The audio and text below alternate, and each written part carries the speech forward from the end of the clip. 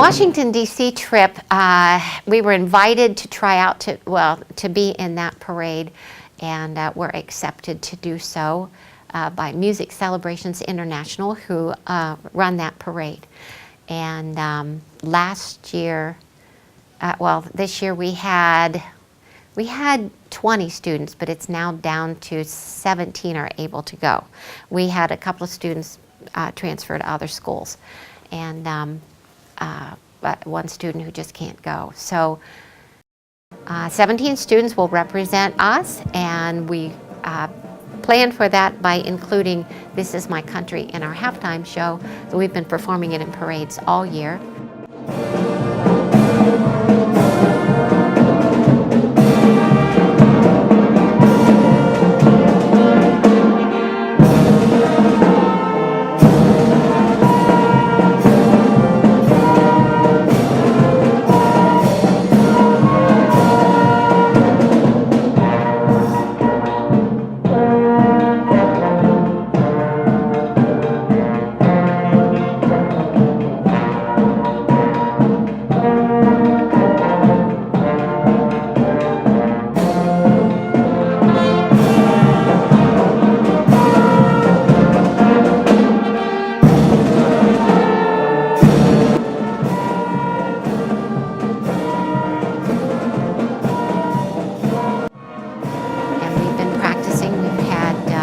Couple of practices this spring, and also a third practice just for marching assistants to revive the halftime show.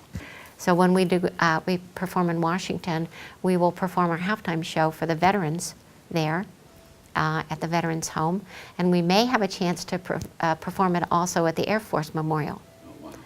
And we'll march in the parade. We are the 37th unit in the parade, which is about halfway. There are about 80 units in the parade.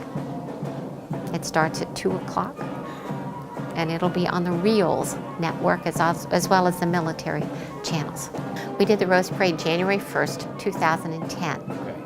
So that was really special. Not only did we do the Rose Parade, but Pickerington Central did the Rose Parade, and the Ohio University Marching Band did the Rose Parade, and the Ohio State Band did the Rose Parade. So there was a band fest that we all participated in there.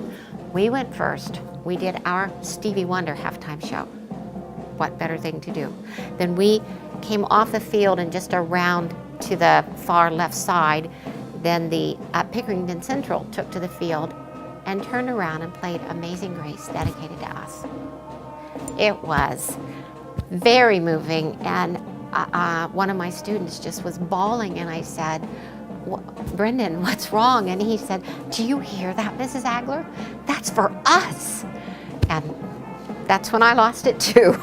That's our job, to raise expectations, not only for the blind, but for the blind themselves. Let other people expect higher things from them, but let the blind students expect to do what everybody else does, because they certainly can. You just have to improvise, adapt, and overcome. The first thing we do is just train them just to move to the beat. And once you don't try playing first off, you just got them stepping to the beat and concentrating on that. And we work on a high step when we're marching, but when we're in a parade, it's a walking step. And so once we train them for the high step, then we've got to retrain them for a walking step after that to march in a parade. We're working all of those 5 days on the marching drill. We teach it to the marching assistants first, and the sighted marchers who don't need an assistant. So they learn the drill first. Then we put the students with them, and they take the students around again without playing. Once that's comfortable, then we throw in the playing. And every single time there's an adjustment period where they've got to get used to doing 2 things at once, then doing 3 things at once, that sort of thing. And it works really well.